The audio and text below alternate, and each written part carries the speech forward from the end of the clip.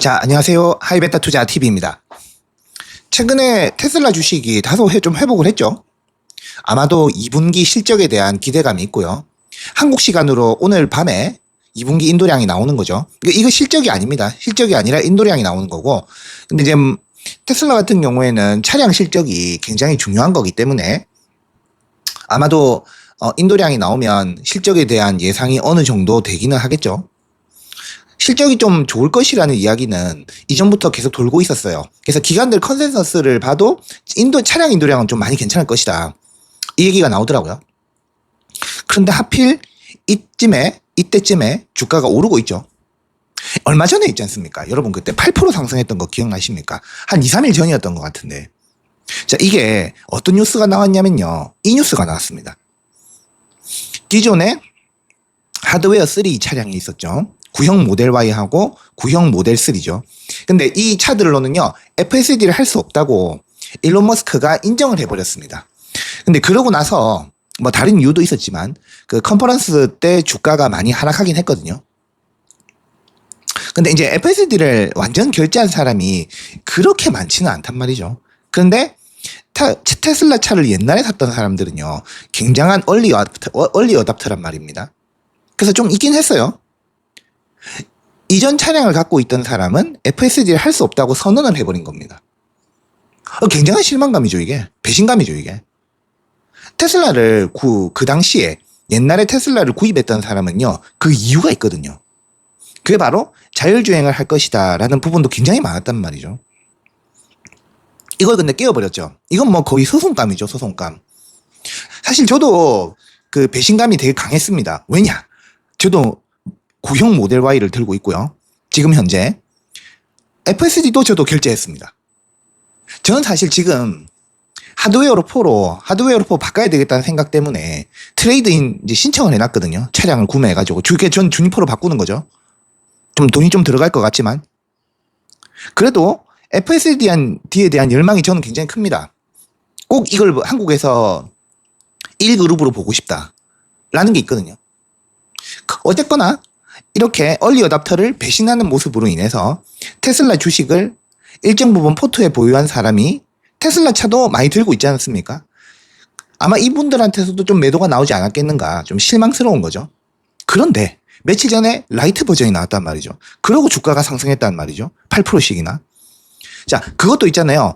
이게 나름 약속한 대로 주식시장의 반향을 일으킨 것 같거든요. 물론 결과가 그렇게 얘기를 하니까. 일단 중요한 부분 중에 하나가 어느 정도 해결이 된 거죠. 이 대단히 큰 겁니다, 이게. 왜 크냐? 신형 모델 Y하고 모델 3는요, 나온 지가 그렇게 오래되지 않았어요. 그러니까 무슨 뜻이냐면, 지금 돌아다니는 차량 중에는요, 구형 테슬라가 훨씬 많다 이거지, 그러니까요. 우리나라에는 좀 신형이 많죠. 우리나라에는 구형 있을 때는 그렇게 잘 팔렸던 건 아니잖아요. 신형 들어오고 나서 굉장히 잘 팔리죠. 근데 미국에는요, 구형도 많아요. 근데 구형이 FSD가 안 되면 무슨 의미가 있겠습니까? 보급률도 떨어지겠죠? 보급률은 뭐 이제 신형이니까 뭐 구형을 보급할 리는 없겠지만 FSD의 보급률이 떨어지겠죠? 구독률도 떨어질 겁니다. FSD의 구독률. 보급률이 떨어지면 구독률이 떨어지죠. 그러면 어떻게 될까요? 지금 구형 차량이 대다수인데 이 사람들이 FSD를 구독 안 하면은 FSD 실적이 좋아질 리가 없잖아요. 그죠? 그러니까 이 문제를 꼭 해결해야 되는 거예요. 그러니까 이제는 구형인 모델 3나 모델 Y도 구독을 할 수 있다. FSD를 쓸 수 있다. 그런 버전을 주겠다. 라이트 버전이죠, 그게. 그래서 저는 그게 충분한 주가 상승 요인이 되었다고 생각을 합니다. 물론 아까도 얘기했듯이 결론이 얘기를 해주죠. 결과가 얘기를 합니다. 그런데 저는 이거 하나만 있지는 않을 것이다 라고 생각을 했거든요. 그래서 그 상당한 발표가 있긴 했어요. 7월 7일에 테슬라가 기가팩토리에서 엄청난 발표를 하겠다고 예고를 했습니다. 보통 제가 이런 이벤트 별로 좋아하지 않거든요. 왜냐? 옛날에 많이 뒤었습니다. 테슬라를 오래 투자하셨던 분들은 이벤트 병이 있어요. 이벤트만 오면 올랐다가 굉장히 폭락하는 거. 이번도 그럴지도 모르죠. 오늘도 주가가 다소 상승을 했지 않습니까? 4일째 오르고 있거든요. 이 7월 7일에 이벤트가 있을 것이다 라고 얘기한 뒤로는 오르고 있는 겁니다. 그러니까 세력들이 들어오는 걸 수도 있고요. 또 뉴스에 팔 수도 있겠죠. 주가는 알 수는 없지만 제가 이게 이 이벤트에 노이로제가 있는 게 발표하고 나면 별거 아니라서 폭락을 했다 이거죠. 네, 별거였으면 엄청나게 더 올랐겠죠. 그죠? 근데 이제 어떤 방식이었냐면 일론 머스크가 주로 발표를 하는 방식이었단 말이죠.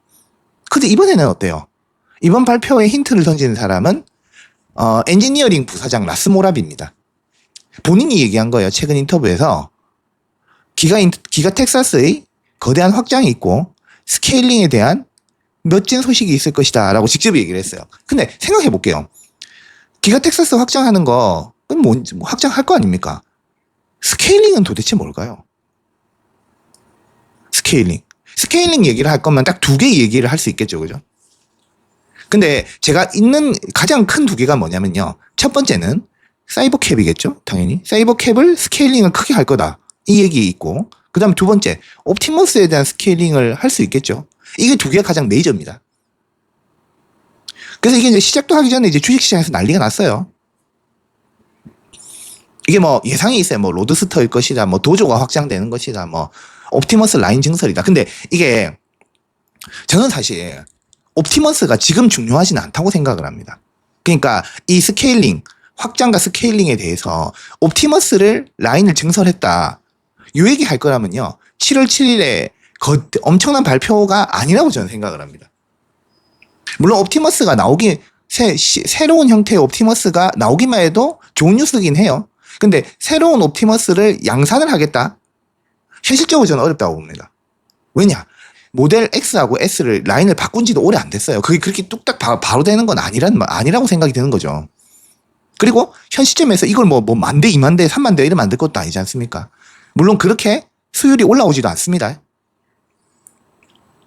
아예 무슨 프로토타입이 아니라 아예 시제품 형태로 그냥 나왔다면 모르겠지만요. 아니면은 뭐 어때요? 또 이런 것도 있지 않습니까? 뭐 테라펩이 뭐 이렇게 크게 투자할 거다. 이거는 엄청난 발표가 아니죠. 테라펩 투자 많이 할 거 뭐 모릅니까, 사람들. 자, 힌트를 주긴 했어요. 라스모라비 사장이 대놓고 힌트 줬어요. 최근 공장 투어 인터뷰에서 어떤 얘기를 했냐면 사이버캡의 생산 라인이 이미 가동 중이다. 가동 중인 거 다 알고 있죠. 공터에 많이 모아놨잖아요, 사이버캡. 그런데 다음에 일어날 일은 투자자들을 깜짝 놀라게 할 것이다. 이렇게 얘기했거든요. 이게 이제 한 달 전입니다. 그리고 또 한 달 전에 그 얘기도 했어요. 사이버캡을요, 6개월 이내에 일반 고객에게 판매할 것이다. 이런 타임라인도 던졌거든요. 근데 이제 일론 머스크가 얘기하는 거하고 라스모라비가 얘기하는 거하고는 타임라인이요. 라스모라비는 좀 잘 지키는 편입니다. 일론 머스크는 계속 뭐 1주 있다, 2주 있다, 뭐 한 달 있다, 뭐 요번에 로보택시는 1년 있다가 뭐 이런 말도 했었죠. 그죠? 이렇기 때문에 이거에 근거해서 저는 7월 7일에 있는 발표가 로보택시나 사이버캡에 대한 이야기가 주를 이룰 것이다 라고 생각을 합니다. 그런데 제가 이 정도 근거만 가지고 얘기하는 건 아니고요. 뒤에 또 새로운 근거들을 몇 개를 더 이야기를 해드릴 겁니다.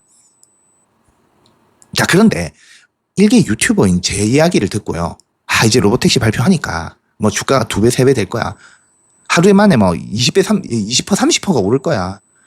몰빵하고 뭐 나중에 아니면 또 뭐 염세적으로 변하고 막 이러진 않았으면 좋겠습니다. 주가의 미래는 몰라요. 좋은 발표를 해도요. 주가의 미래는 몰라요. 이거 내부자도 몰라요. 이거 발표했다고 주가 별로 안 오를 수도 있어요. 별로 뭐 투자자들이 크게 의미를 못 느낄 수도 있고요. 의미에 대해서 생각을 많이 안 해봐서 나중에 오를 수도 있고 뭐 그런 겁니다.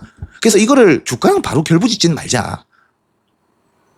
자, 그럼에도 불구하고 제가 이게 로보택시 사이버캡에 대한 이야기가 7월 7일에 나올 것이다 라고 주장하는 건 근거가 있습니다. 자, 우선 의문이 하나 드실 거예요. 아니, 운전대도 없고 페달도 없는 로보택시가 공장에서 아무리 많이 찍어내면 뭐해. 지금도 꽤 찍어냈잖아. 법 때문에, 제도 때문에 도로에 나오지도 못할 건데 그냥 기술 과시를 하려고 7월 7일에 뭐 말하는 거 아니야? 이럴 수도 있잖아요. 그죠? 근데 이게 며칠 전까지만 해도 합리적인 생각이었어요. 몇 주 전까지만 해도요. 안 됐거든. 이렇게 하면 안 됐거든요. 근데 최근에 있잖아요. 아주 최근에 굉장한 일들이 있었습니다. 테슬라가 이 규제 족쇄를요. 박살을 낸 거지, 그러니까요. 자, 혹시 여러분 아마존의 죽스 아십니까? 죽스도 있잖아요. 로보택시 만들거든요. 운전대가 없는 로보택시 만들어서 대량 생산을 하려고 했어요. 그런데 도로교통 안전국이요. 태클을 거는 거예요.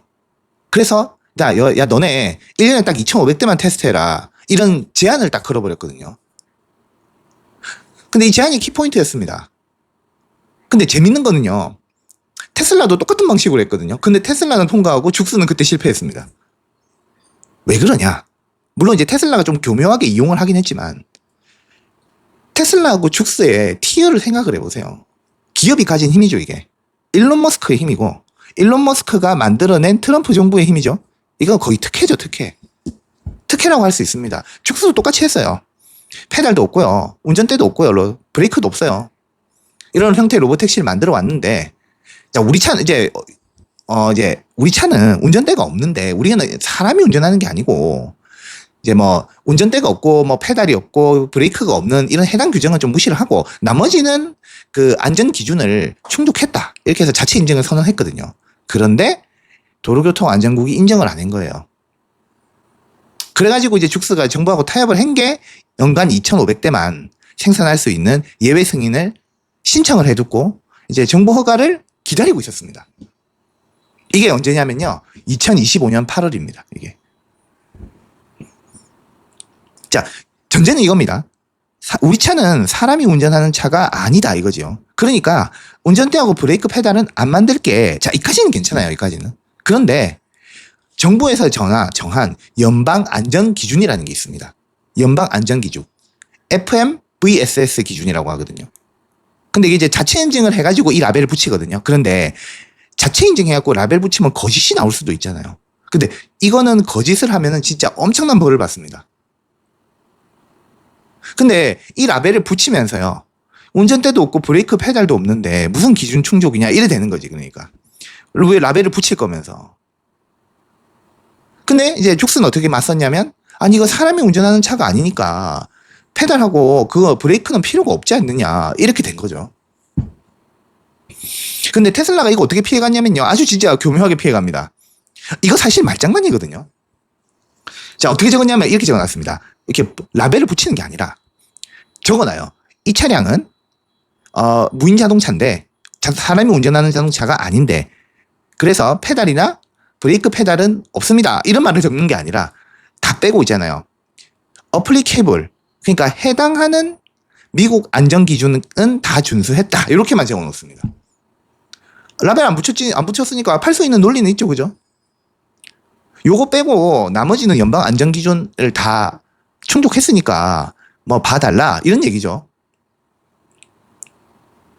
그러니까 운전자가 탑승하지 않도록 설계됐으니까 스티어링 휠이나 페달이나 뭐 브레이크나 이런 거는 해당하지 않는다라는 논리를 세운 겁니다.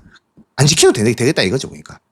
근데 죽스하고 큰 의미에서 같은 거예요. 도로교통국에서 걸고 넘어지면 걸고 넘어질 수 있습니다. 이거 가지고. 물론 이제 그런 건 있죠. 라벨 안 붙이면 뭐 굳이 명분이 좀 안 서긴 하죠. 그죠? 명분이 안 서죠. 이거를 이제 뭐라 부르냐면 법리적인 말장난이라고 합니다. 근데 죽스가 하면 안 되고 테슬라가 하면 말장난하면 되는 이유가 일단 도로교통국 수장 자체가 트럼프 정부 인물이죠. 한통속입니다. 조너선 모리슨이라는 사람이거든요. 그냥 이거 테슬라 대놓고 밀어주려고 올린 인물입니다. 그러니까 이걸 이제 명분은 뭐냐면 규제 완화를 좀 해보자 이런 거였거든요. 우리가 이제 자율주행 패권을 가져와야 되니까. 또 이제 미국에서는 로비가 합법적이지 않습니까? 또 그 다음에 이 합법적인 게 자율주행의 패권 경쟁을 지금 하고 있잖아요. 이런 거대한 테마가 있습니다. 이게 미국의 자체 인증 제도가 뭐냐면요. 정부가 허가를 내주는 게 아니라 일단 기업이 우리가 합법이다 이렇게 선언을 해요. 그러고 시장에 내놔요. 근데 정부가 이거를 있잖아요. 막으려면요. 야, 너희가 법을 어겼다라는 걸 입증을 해야 되는 거예요. 정부가 입증하는 겁니다. 그런데 테슬라가 이거를 자체 인증했다 해놓고 라벨을 안 붙이고 우리 적용 가능한 것만 했다. 이렇게 됐으니까 NHTSA도 도로교통안전국도 칼을 못 빼드는 거예요. 자, 그리고 이번에 말씀드릴 게 제일 중요합니다. 가장 중요한 일이 일어났어요. 미국 교통부라고 있거든요. DOT라고 하는데 규제 철폐를 해버렸습니다. 어떻게 했냐면요. 그냥 이렇게 딱 명시를 합니다. 그냥 완전 자율주행 차는 물리적인 브레이크 페달이 없어도 된다라는 공식 규정을 전격 발표를 합니다. 자, 이게 아예 그냥 바뀌었죠. 이게 룰을 바꿔버린 거죠, 그냥. 이게 정말로 큰 거죠, 이게. 그러고 나서 딱 5일 뒤에요. 사이버캡이 오스틴에 실제 도로에 투입이 됩니다. 그래서 주행을 시작합니다. 너무 냄새가 나지 않습니까? 그리고 이 일이 있자마자 잽싸게 7월 7일에 중대 발표한다고 말을 하죠. 그리고 힌트로 사이버캡 이런 이야기를 합니다. 저는 이게 냄새가 진짜 많이 나거든요. 냄새가 풀풀 나는데 뭐 저만 그렇게 느끼는 건지 모르겠습니다. 혹시 머릿속에 그림이 좀 그려지시는지 모르겠습니다. 그래서 7월 7일 발표는 뭐 우리가 공장을 이만큼 넓혔고 차도 뭐 이만큼 찍어낼 수 있어요. 라는 어떤 단순한 제조 기술 자랑은 아닐 것이다 라고 저는 생각을 합니다. 근데 제조 능력은 다 아는 거잖아요. 뭐 테슬라 제조 능력 몰랐습니까? 맞아. 이 정도 발표만 할 거면요, 주가는 다시 내려갈 거라고 봅니다.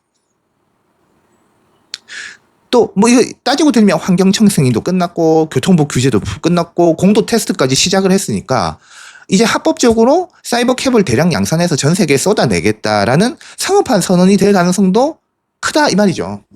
만약 이 선언이었다 이러면요, 굉장히 주가에는 좀 긍정적이지 않겠나 싶습니다. 일론 머스크가 저번에 컨퍼런스 콜 나와가지고 내년 이하 돼야 되지 않겠나 뭐 이런 식으로 얘기를 했던 것도 제도적 문제가 있지 않았겠는가라고 추정을 하는 거죠.